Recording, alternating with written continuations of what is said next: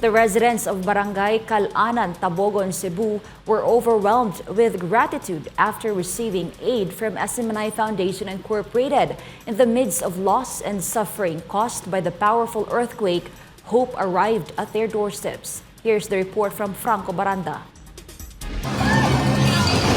Naglinog lang, Jesus Christ.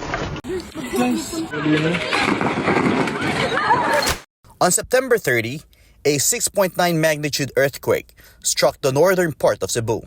In just a matter of seconds, it caused massive destruction to structures, livelihoods, and entire communities. Based on reports, more than 70 people lost their lives, 500 were injured, and over 100,000 homes were damaged. Some buildings, including schools, completely collapsed. One of the hardest hit areas was the municipality of Tabogon, which recorded the second highest level of destruction in northern Cebu.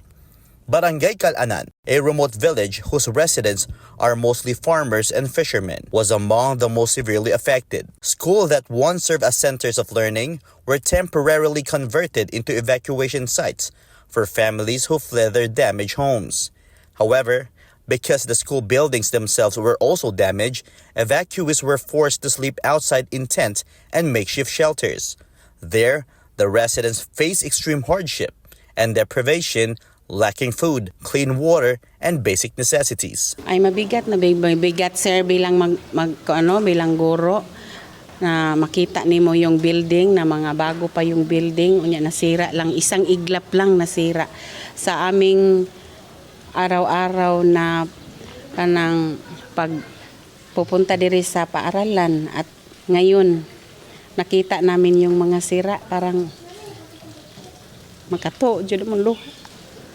Dahil kuan ang building nga makitaan bitaw nimo nga sus kasayang nya pila pa ka tuig nga mailisan. Luoy kayo ang mga bata. Nya karon nun nagikuan ang mga bata kani evacuation ta ni nya karon di nang gyud mabakwitan nganhan na sila sa gawas. Sa usa lang ka kuan nawaan tanan nya mga makaingon mi nga unsaon na lang ang mga bata. Kanus pa mi maka klase nga di man gyud may unta tog na ay nahabilin wa gyud nahabilin nga room.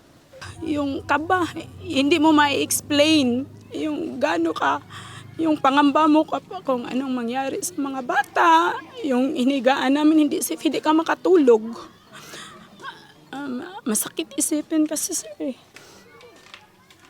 Tapos may pa ako magulang, kasama ko din yung kabilang tent, sila yun ang nakatulog dyan. Hirap jud, hirap. Basta hirap jud. Grabe. Wa jud way kabutangan. Bahala og unsa mi ka mahirap basta naalam mi katulugan okay ra. Akong kaloyan, akong mga apo.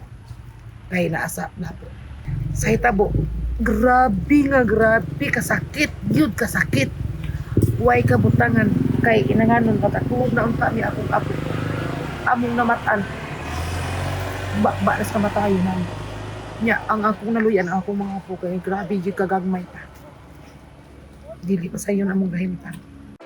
Amid the severe devastation and loss in Barangay Kal-anan, hope once again shone upon the residents with the arrival of SMNI Foundation Incorporated. This was not the first time that SMNI Foundation extended assistance to those affected by the earthquake in northern Cebu. In fact, this relief operation in Tabogon marked the third consecutive day of their continuous efforts to reach and respond to affected communities.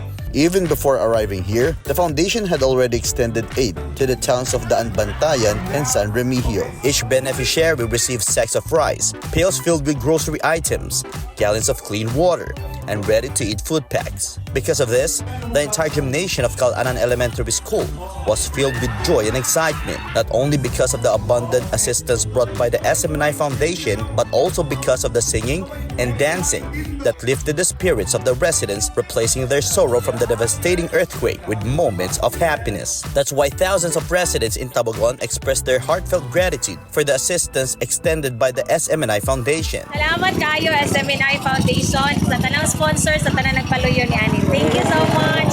Salamat kayo. Salamat SMNI ug sa mga sponsors. Thank you, SMNI.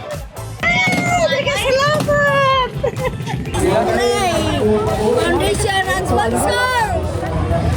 Very big thank you.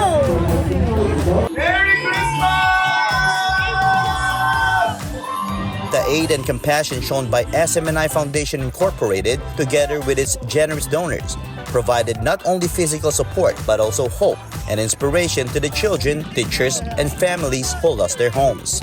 With every sack of rice, pail filled with grocery items, gallon of water, and warm meal they receive, smiles and strength once again return to the faces and hearts of the residents. This stands as a proof that despite the tragedy, unity, compassion, and heroism continue to live in the heart of every Filipino. For God and my beloved country, the Philippines, Franco Baranda, SMNI News.